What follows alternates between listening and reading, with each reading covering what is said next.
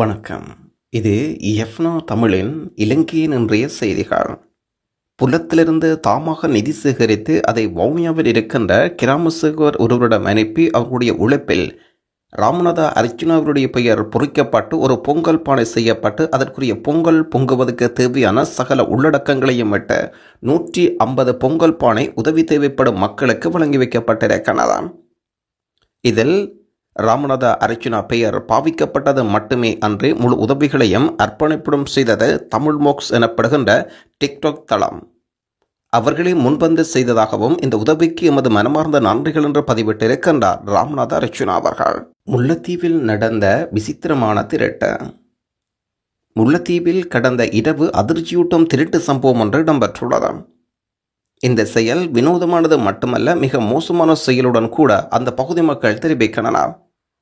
வீட்டில் யாரும் இல்லாத நேரத்தில் திருடனால் திருட்டனை எளிதில் மேற்கொள்ளக்கூடியதாக இருந்ததாக பிரதேசவாசிகள் தெரிவிக்கின்றனர். குறித்த கொள்ளைச் சம்பவம் இடம்பெற்ற அந்த சிறிய வீட்டில் மாவீரர் கதிரொலியின் தாயார் வசித்து வந்துள்ளார். தாயார் இரவில் சில நேரங்களில் பேரப்பிள்ளையின் வீட்டுக்கு சென்று இரவு தங்குவதும் உண்டோ. அப்படி இரவு வீட்டில் இல்லாத நேரத்தில் குறித்த சம்பவம் இடம்பெற்றுள்ளது. இந்த வினோதத்தினுடன் புளி, தேங்காய் மட்டும் திருடிவிட்டு அந்த தாயார் பெருமதியான உடைகள் நினைத்து வைத்திருந்த அனைத்து உடைகளையும் நடுவீட்டுக்குள் போட்டு எரித்துவிட்டு சென்றுள்ளதாக கருத்து வெளியாகியிருக்கிறது. பணத்தை தராத காரணத்தினால் மாணவியை கடத்தினேன், மச்சான் கூறிய காரணம். கண்டி கெலியோயா பிரதேசத்தில் பாத்திமா ஹமீரா என்ற 18 வயது பாடசாலை மாணவி கடத்தி 50 லட்சம் ரூபாய் கப்பங்கோரிய 31 வயதுடைய முகமது நாசார் பாடசாலை மாணவியுடன் அம்பாறை போலீசாரினால் கைது செய்யப்பட்டிருந்தார். கண்டிக்கு புறப்பட இருந்த சொகுசு பேருந்திலிருந்து கடத்தி சென்ற நபரையும் குறித்த மாணவியும் போலீசார் கண்டுபிடித்தனர்.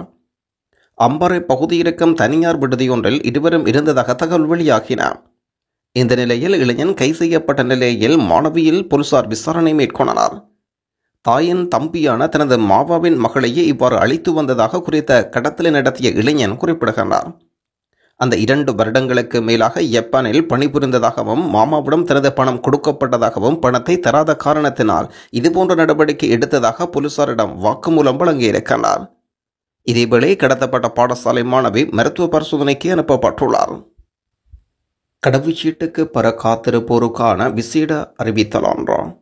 இலங்கையில் நாளொன்றுக்கு 2500 வெளிநாட்டு கடவுச்சீட்டுகள் வழங்க நடவடிக்கை எடுக்கப்பட்டிருக்கிறது. இதற்கு முன்னர் நாளொன்றுக்கு 1200 கடவுச்சீட்டுகள் வழங்கப்பட்டதாக அமைச்சர் ஆனந்த விஜயபால தெரிவிக்கின்றார். கடவுச்சீட்டை பெறுவதற்கு பெருமளவான மக்கள் சுமார் 3 மாதங்கள் காத்திருக்க வேண்டிய நிலைமைகள் காணப்படுகின்றன. யாராவது அவசரமாக வெளிநாடு செல்ல வேண்டியிருந்தால் கடவுச்சீட்டை பெறுவதற்கு தனியான பிரிவு ஒன்று திறக்கப்பட இருப்பதாக அமைச்சர் சொல்கின்றார். இந்த கவுண்டரில் சமர்ப்பிக்கப்படும் விண்ணப்பங்கள் சிறப்பு குழு ஒன்று பரிசீலனை செய்து விரைவில் கடவுச்சீட்டு வழங்க நடவடிக்கை எடுக்கப்படும். இராணுவ மரியாதையுடன் சீனாவில் வரவேற்கப்பட்ட ஜனாதிபதி. சீன ஜனாதிபதி அழைப்பின் பேரில் சீனாவுக்கு உத்தியபூர்வ விஜயம் மேற்கொண்டிருக்கும் ஜனாதிபதி அனுர்குமார் திசநாயக்கா சீனாவின் பீஜிங் சர்வதேச விமான நிலையத்தை சென்றடைந்தார். அங்கு சீன பிரதி வெளியுறவு அமைச்சர் வரவேற்றதோடு சீன இராணுவத்தின் முழு இராணுவ மரியாதையுடன் ஜனாதிபதிக்கு வரவேற்பு வழங்கப்பட்டிருக்கிறது. ஜனாதிபதி அனுர்குமார் திசநாயக்க பயணித்த பாதையின் இருமரங்கம் 2 நாடுகளின் தேசிய கொடிகளால் அலங்கரிக்கப்பட்டிருந்தது. இந்த உத்தியபூர்வ விஜயத்தின் போது தொழில்நுட்பம், விவசாயம், வறுமை ஒழிப்பு ஆகியவற்றை நோக்காக கொண்ட பல களப்பணிகளிலும் உயர்மட்ட வணிக கூட்டங்களிலும் ஜனாதிபதி பங்கேற்க இருக்கிறார். ஜனாதிபதி அனுர்குமார் திசநாயக்க இன்று காலை சீனாவுக்கு உத்தியபூர்வ விஜயத்தை மேற்கொண்டு நாட்டிலிருந்து புறப்பட்டுச் சென்றார். கட்டுநாயக்க விமான நிலையத்தின் சாதாரண பயணிகள் முனையம் வழியாக ஜனாதிபதி தூதுக்குழுவின் புறப்பட்டுச் சென்றனர். இந்த பயணத்தில் ஜனாதிபதியுடன் அமைச்சர் விஜிதகேரத், பிமல் ரத்நாயக்க உட்பட தூதுக்குழுவும் புறப்பட்டுச் சென்றனர். இலங்கை சீனாவுக்கு இடையில் பல்வேறு ஒப்பந்தங்கள் ஜனாதிபதி இந்த விஜயத்தின் போது கைச்சாத்திடப்பட உள்ளதாகவும் அறிய முடிகின்றது. வடகிழக்கில் குடிப்பெரும்பலை மாற்றும் செயற்பாடுகள் மிக வேகமாக முன்னெடுப்போம். வடகிழக்கில் குடிப்பெரும்பலை மாற்றும் செயற்பாடுகள் வேகமாக முன்னெடுக்கப்பட்டு வரும் நிலையில் தமிழகத்தில் தங்கியிருக்கின்ற அகதிகள் தாயகம் திரும்புவது அவசியம். இலங்கை தமிழ்ச கட்சியின் மட்டக்களப்பு மாவட்ட நாடாளுமன்ற உறுப்பினர் ராசமாணிக்கம் சாணக்கியன் வேண்டுகோள். சென்னையில் நடைபெற்ற அயலகத் தமிழர் மாநாட்டில் பங்கேற்பதற்காக சென்றிருந்த சாணக்கியன் அயலகத் தமிழர் நலன் மற்றும் மறுவாழ்வுத்துறை ஆணையாளர் கிருஷ்ணமூர்த்தி அவர்களை சந்தித்தார். தமிழகத்தில் தங்கியிருக்கும் இலங்கை அகதிகளை மீண்டும் அவர்களின் தாயகத்துக்கு அழைத்து வந்து மீள்குடியேற்றம் செய்வதற்கான முன்னோடி திட்டம் ஒன்று விரைவில் முன்னெடுக்கப்படும். வடகிழக்கிலிருந்து அசாதாரண சூழலில் வெளியேறி சென்ற தமிழ் மக்கள் தமிழகத்தில் அகதிகளாக தங்க வைக்கப்பட்டனர். அவர்கள் சொந்த நிலங்களில் குடியேற்றுவதற்கு நடவடிக்கை எடுக்கப்படும். குறிப்பாக வடகிழக்கில் குடிப்பெரம்பலை மாற்றும் செயற்பாடுகள் மிக வேகமான கதையில் அரசாங்கத்தினால் மேற்கொள்ளப்படுகின்றன. கடத்தப்பட்ட மாணவியின் தந்தை குறிப்பிட்டுள்ள விடயங்கள். கம்பளை பகுதியில் கடத்தப்பட்ட பாடசாலை மாணவி அவரை கடத்திய சந்தேக நபரையும் அம்பாறை போலீஸ் அதிகாரிகள் கைது செய்தனர். சிறுமியின் தந்தை போலீஸ் நிலையத்தில் வருகதந்தோடு ஊடகங்களுக்கு பேசுகையில் தனது மகளுக்கு சந்தேக நபருக்கும் இடையில் காதல் உறவு இல்லை என்று அழுத்தம் திருத்தமாக அறிவித்துள்ளார். தனது மகளை கடத்திய சந்தேக நபர் தனது மருமகன் என்றும் ஆனால் ஏனைய இருவரை பற்றி தனக்கு தெரியாது என்றும் கூறி கடத்தப்பட்ட மாணவியின் தந்தை இது பணம் பறிக்கும் நோக்கத்துக்காக மட்டுமே செய்யப்பட்டதாக கருத்து வெளியிட்டுள்ளார். பெருந்தொகை பணத்தை செலவிட்ட ரணில். கடந்த ஜனாதிபதி தேர்தலில் முன்னாள் ஜனாதிபதி ரணில் விக்ரமசிங்க விமான போக்குவரத்துக்காக பெருந்தொகை பணத்தை செலவிட்டுள்ளார். ஜனாதிபதி தேர்தலின் போது வேட்பாளருக்கு விமான போக்குவரத்து வழங்கியதன் மூலம் இலங்கை விமானப்படை 56 மில்லியன் ரூபாவுக்கு மேல் வருமானம் கிடைத்துள்ளது. ஜனாதிபதி தேர்தலில் பிரச்சார காலப்பகுதியில் 34 நாட்களில் இந்த வருமானம் ஈட்டப்பட்டுள்ளது.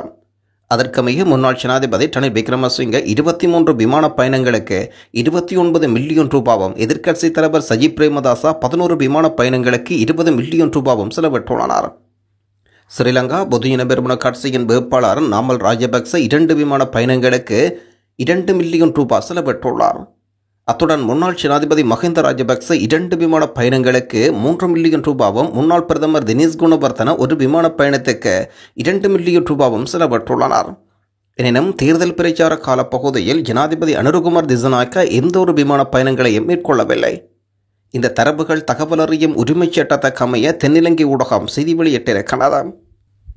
நாடே போற்றும் அர்சாத் வெளிநாடு செல்ல முடியாமல் போய்விடும் கவலை. நான் அக்குரணை பகுதியில் வேலை செய்கின்றேன். காலையில் நான் வேலைக்கு செல்ல தயாராகிய போது பஸ் வரும் வரை காத்திருந்த போது 2 பாடசாலை சிறுமிகள் என்னை கடந்து சென்றனர். அந்த நேரத்தில் ஒரு சிறிய கருப்பு வான் வந்து நின்று 2 சிறுமிகள் ஒருவரை இழுத்து வானில் ஏற்றியதை நான் கண்டேன்.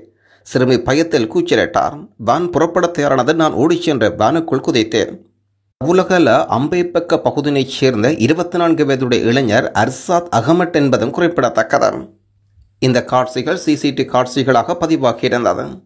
பின்னர் வானில் தொங்கிய இளைஞன் வானுக்குள் இருந்த ஒருவருடன் தாக்குதலில் ஈடுபட்டார். வான் அதிவேகமாக நகர்ந்து செல்வதையும் அந்த இளைஞன் வானில் தொங்குவதையும் காட்சிப்படுத்தப்படுகிறது. எனினும் அந்த இளைஞனுக்கு என்ன நடந்தது என்பது குறித்து போலீசார் கேட்ட போதிலும் அவர் போலீஸ் நிலையத்தில் வரவில்லை என்று போலீசார் தெரிவித்தனர். இருப்பினும் அர்சாத்தின் இந்த வீரச் செயலை இலங்கை போலீசார் முகநூறாக பாராட்டியுள்ளனர். இதில் கடத்தப்பட்ட பாடசாலை மாணவியை மீட்க சென்ற இளைஞனுக்கு இலங்கை போலீசார் பாராட்டுக்கள் என்று எழுதப்பட்டிருக்கிறது. ஒருவரை ஒருவர் மதித்தால் கைமாறாக உன்னத பண்புகள் என்றவற்றை கொண்ட தமிழ் மக்களால் ஒவ்வொரு வருடமும் ஜனவரி மாதம் கொண்டாடப்படும் தைப்பொங்கல் பண்டிகையானது உண்மையான கலாச்சார மதிப்பீடுகளை இந்த உலகுக்கு எடுத்துரைக்கின்றது என்று பிரதமரின் பொங்கல் வாழ்த்துச் செய்தி அமைந்திருக்கிறது.